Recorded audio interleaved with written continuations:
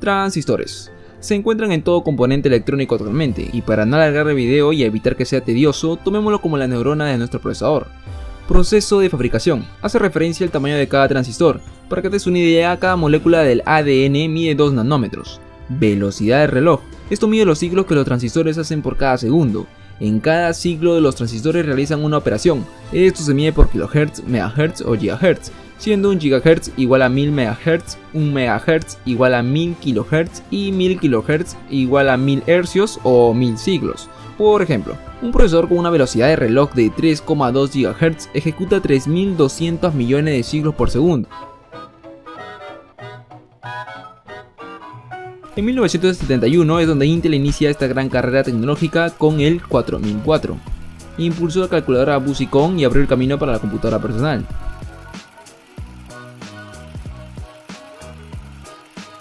Al año siguiente lanza al mercado un nuevo procesador, con modificaciones no tan exorbitantes, pero para la fecha era lo máximo que se podía tener.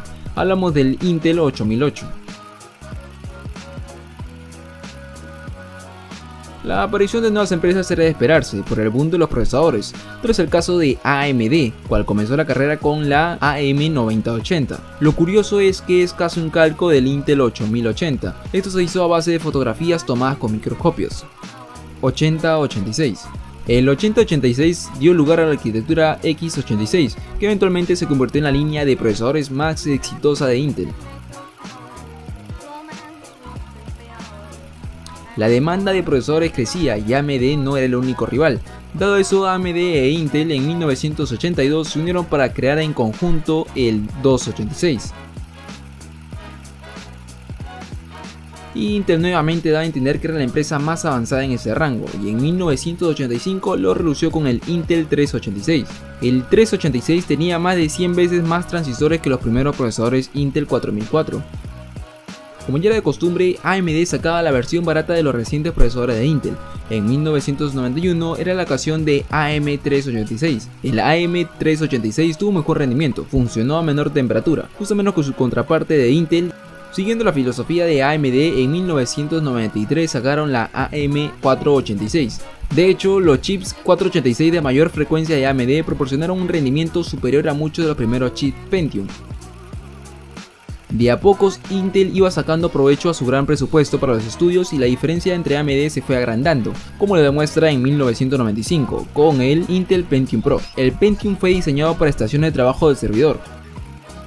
La supremacía de Intel tuvo rival en 1997 con el K6, proporcionando un mejor rendimiento que el Pentium 2, pero a un precio significativamente menor.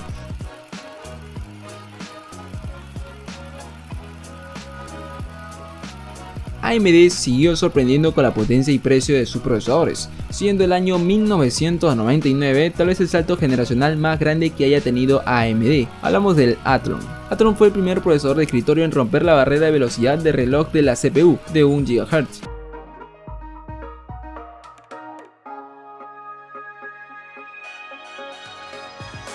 La competencia trajo grandes frutos para Intel, y para el año 2001 nos encontramos con el revolucionario y llamativo Intel Xeon. La marca Intel Xeon está dirigida exclusivamente a los mercados de estaciones de trabajo, servidores y sistemas integrados para no consumidores. 2 años después vendría la respuesta de AMD, dando la sorpresa por sus avanzadas características, AMD Opteron. Los procesadores Opteron están diseñados para estaciones de trabajo y servidores, compiten con los procesadores Intel Xeon. El mismo año, AMD traería la innovación con un famosísimo procesador, Athlon 64. En 2005, AMD lanzó la primera serie de procesadores de escritorio de doble núcleo, Athlon 64X2. Intel Core i2, primer conjunto de procesadores basados en microarquitectura central.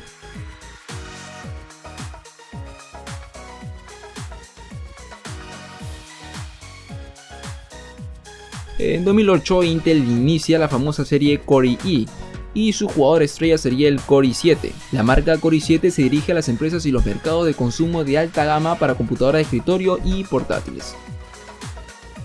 En 2011 AMD comenzaría una de sus peores épocas, tras prometer demasiado pero con bastantes o algunas fallas. Hablamos de la FX Series. La serie FX está dirigida al mercado de procesadores desktop, o sea de escritorio. La decadencia de AMD y la entrega de malos procesadores en los siguientes años provocó que Intel se despreocupara y se estancara en la innovación de sus procesadores, teniendo los 4 núcleos como gama alta por casi 9 años. Durante esos años se le conoce como la época oscura de los procesadores. Los saltos generacionales eran pequeños y todo nos resume a que la falta de competencia no ayuda al desarrollo de las cosas. Tenemos que remontarnos al 2017, donde inicia la segunda época dorada del hardware gaming. ¿Y por qué? Veamos. En abril de 2017 AMD regresó para traer luz a los procesadores. Lo hizo con la entrega de una nueva serie llamada Ryzen. Aplicando a una vieja tradición, AMD trajo consigo procesadores del mismo rendimiento de la Core i a un menor precio. Incluso añadió 2 hilos por cada núcleo. Asimismo, dio un salto avanzado para su época. Pasó de los 14 nanómetros a los 7 nanómetros, algo que Intel hasta el momento no puede o en todo caso no desea igualar. What do you think about Ryzen?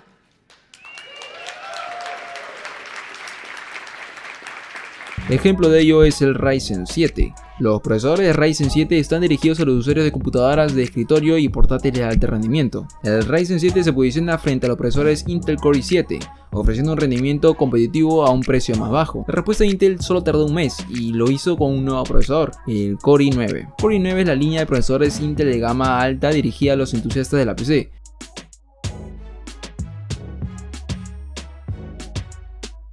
En 2019 continuó el avance de las empresas. En este año el mercado se emparejaría completamente con la salida de la tercera generación de Ryzen y la entrega de un nuevo procesador, el Ryzen 9. Los procesadores Ryzen 9 se comercializan para el mercado de entusiastas de alto nivel, proporcionando el más alto nivel de rendimiento. El 2020 fue un año raro y muy poco agraciado en la mayoría de los aspectos, pero en el avance tecnológico nos brindaron grandes sorpresas y en la parte de las CPUs no fue la excepción. Por eso Intel lanzó su 10ª generación y AMD hizo lo suyo con la 5ª generación de su Ryzen. El procesador más potente del bando azul es el Core i9 10900K.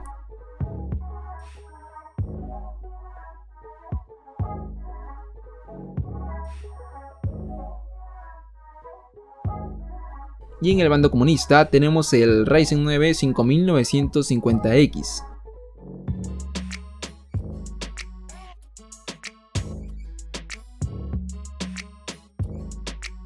En todo este tiempo los procesadores evolucionaron de una manera jamás pensada, ideas innovadoras que cambiaban el rumbo del juego y sobre todo el gran beneficio de la competencia, donde los únicos ganadores somos nosotros, los consumidores. Hoy en día vemos cómo AMD dio vuelta al plato y ahora es Intel quien responde a sus procesadores, pero lo único seguro es que Intel sabe con qué responder, para que así los dos sigan creando la historia de los procesadores.